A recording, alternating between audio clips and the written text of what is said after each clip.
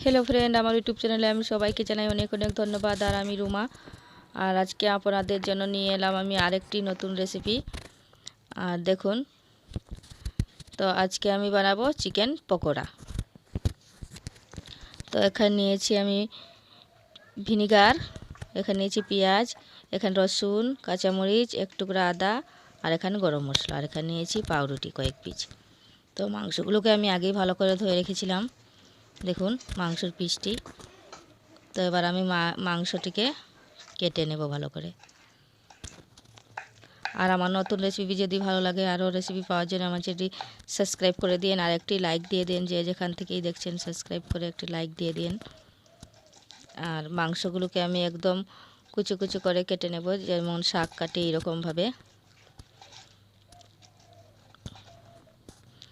তো দেখুন আমি এরকম করে মাংসগুলোকে একদম কচি কচি করে কেটে নিলাম মাংসগুলোকে।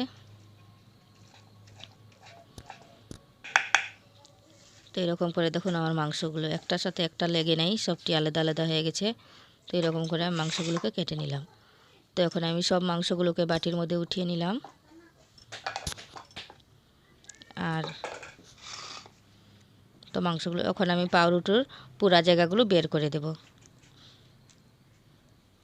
তো আমি এখানে সব পাউরুটির পুরা জায়গাগুলো বার করে একটুখানি জলের মধ্যে ভিজিয়ে দেব, যাতে পাউরুটি, এমনিও পাউরুটিকে বেশিক্ষণ জলের মধ্যে রাখতে লাগে না, পাউরুটি নরম হয়ে যায়।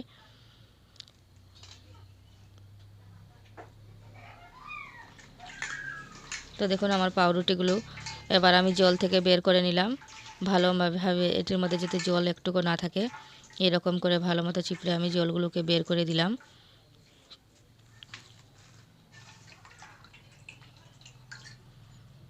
অনেকে অনেক রকমভাবে বানায়, তো আমি আমার মতো করে বানালাম।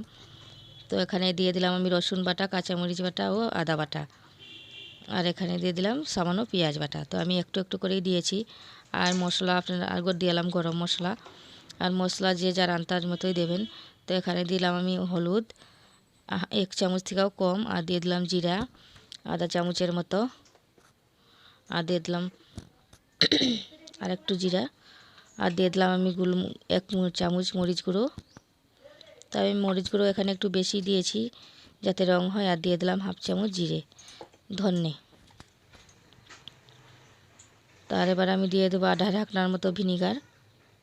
তো আপনারা এখানে ভিনিগারের জায়গায় লেবুও দিতে পারেন। তো আমি এখানে আধা চামচ দিয়ে দিলাম ভিনিগার ঢাকনা দিয়ে, আর দিয়ে দিলাম স্বাদ মতো লবণ। তো এবার আমি ভালো করে মাংসগুলোকে মেখে নেব। তো মাংসগুলোর মধ্যে মেখে আমি 10 মিনিটের মতো রেখে দেবো দেখুন। আর এবার আমি কড়াইয়ে তেল বসিয়ে দিয়েছিলাম, আর আমার তেলগুলোও গরম হয়ে গেছিলো।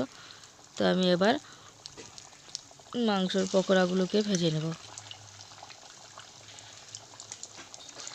তো সব কটিকে আমি একসাথেই ভেজে নেব।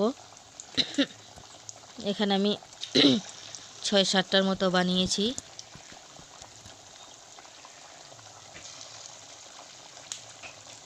তো এখানে আমি সাদা তেল দিয়েই ভাজলাম।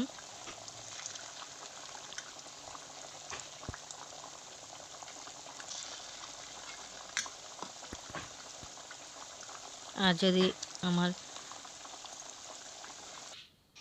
তো দেখুন আমার পকোড়াগুলো লাল লাল করে ভাজা হয়ে গেছে। তো এখন আমি পকোড়াগুলোকে নামিয়ে নেব। দেখতে বোঝাই যাচ্ছে না এটা মাংসের পকোড়া।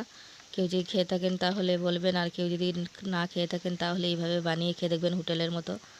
হোটেলে যাওয়া লাগে না, ঘরেই বানিয়ে খাওয়া যায় খুব কম খরচে। আমার রেসিপি দেখার জন্য আমি সবাইকে অনেক অনেক ধন্যবাদ জানাই।